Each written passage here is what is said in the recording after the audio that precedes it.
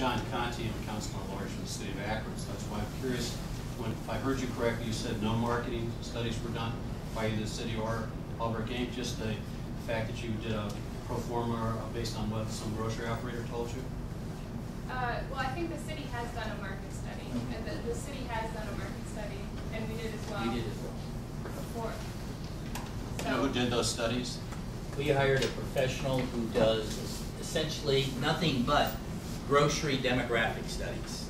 Same person that we've used, or I'm my pronouns. I'm on the real estate side, but for 16 or 20 years I was on both the grocery side and on real estate. So watch my pronouns. But we did hire a firm that is very experienced in grocery demographic studies that Acme's used when it's going to expand in another market or even thinks about expanding a store in Kenmore or wherever, to do a study as far as the demographic mix, what's the income, population, all that, and then they make projections, very credible projections as to what volumes you need for what size store to sustain a store long term. We had one of those studies done, and a similar study has been done by the city recently. So those two studies must have given you some assurance then to make the investment that you're willing to supposedly make in this new building and the redevelopment of this particular area. It's already transpired, right? Excuse me? I said, I'm assuming then that, I hate to say I'm assuming, but the fact is those two studies must have gave you and the city administration some confidence, the fact that you've made some investment so far, and that we have a development agreement with you to build this other building we're talking about, which whether it's 6,400 square feet or 10,000 square feet. So there must be some market in this area, or we wouldn't have had the development agreement. Well, these studies, both of which occurred, and the one with the city occurred just recently. I don't know exactly what your date was, but within the last, what? Last year, all right? So that's been, once the horse, so to speak, was out of the barn. Our study was done soon after we signed the development agreement to get a very good, credible handle on how far out in concentric circles we would need to go, or a grocer would need to go, to build critical mass in volume as it would be needed for a specific size store. I think they call it like the effective marketing area or something like that, as to how many households are going to be. They just keep drawing circles. Right. And then they get to a point where historically, as I think all the ladies in here, if not the men, know, they don't want to go too far to get grocery shopping. I haven't met two women on the face of the earth that love the grocery shop. Maybe they're in here, but on a very repeated basis. So there's a sensitivity as to how far out you go before you don't get that, 5 mile out type thing, and then you also start to overlap, obviously, with Acme #1 or other competitors that you have in the market that you're trying to pull from. And I think it's probably different. We did one when I was a ward councilman in Kenmore, the business group there. We did one, brought in a consultant from Toledo. The city was planning to help us pay for it.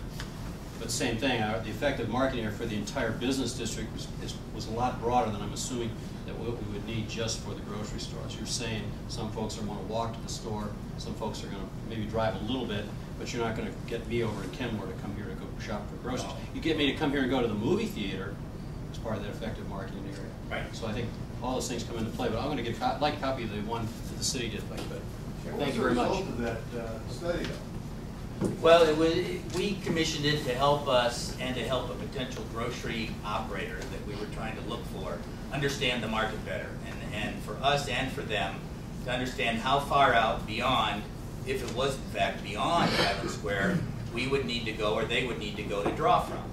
And then it's kind of not a catch-22, but it's a concentric scenario where if you're trying to design a 6,400 square foot store, what kind of volume does that store need?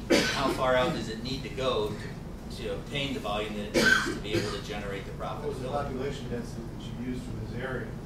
I can't honestly tell you right at the moment. I don't have the study with me, and I just know that we used it as one tool of many when we were trying to put together the pieces parts when we were beginning to search for a grocery operator in 6,400 square foot format. And I know I shouldn't say digressing, because I know this is an important, very important issue for a lot of you outside of the equation. When we entered into the development agreement, as did the city, you may have called it and not good judgment or whatever it might have been in terms of how we approached it and how the city approached it. But I can tell you very candidly, we looked at it maybe as, let's say, blind good faith. We, again, my pronouns are being mixed, but Acme, as you all know, does not operate 6,400 square foot grocery stores. So Acme had no intention of obviously operating a store in this community. Nor does Acme, if you can expand your mind out a little bit, have really any great knowledge in what it takes to run a 6,400 square foot grocery store, all right? So with that kind of a mindset, we were very willing and desirous of exploring the market and the people out there that Acme, let's say, doesn't run with or compete with, Foudy's in particular, as to how they run a smaller store footprint. The reality, when you get to the Foudy situation, the Freshway market, does anybody know the size of the store down in the valley? It's 4,400 square feet, unless they've expanded it. So when we went to talk to the Foudy's, and we're talking to them about a 6,400 square feet store, 2,000 feet larger than they have in the valley, which admittedly is packed to the gills, all right?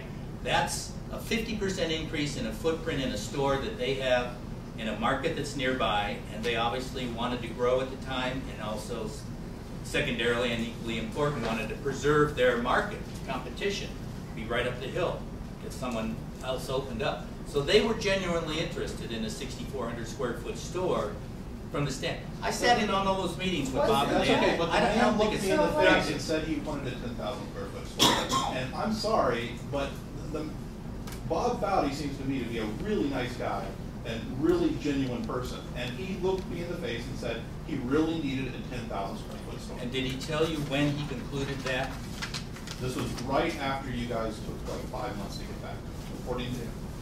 We worked with them through about 6 months of 2006, and with their projections and our equipment lists and their sign off on our internal structure, format, layout, we helped them develop an equipment list, all the way down to pre-bidded that store, and then we met, and they met with the mayor, Albrecht Incorporated, and the Foudy's, Don and Dan, met with the mayor and representatives of the city to talk about that 6,400 square foot footprint and what it meant in 3 different sales scenarios to try and come to grips with the differences or the gaps that were there and how the city might be able to help or how we as a developer might also be able to help more than we already had.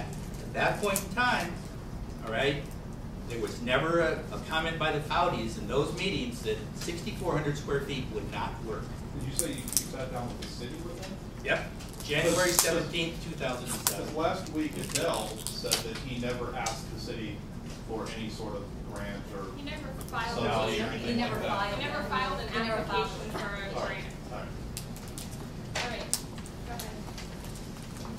Oh, I just wanted to make sure that Chuck's building doesn't get left out as a new ingredient on thing. Chuck, you back there, you said it was 18,000 over 3 stories? 500 gross. Okay, so that's a 6,000 square foot footprint on the thing, and there's a lot of somewhat dilapidated houses around it. So the possibility exists to expand that footprint to 10 to 12,000 square feet, I would assume, plus parking. I just want to make sure that as we were talking about presenting newer packages to potential store owners, that doesn't get lost. What was that address again, Chuck?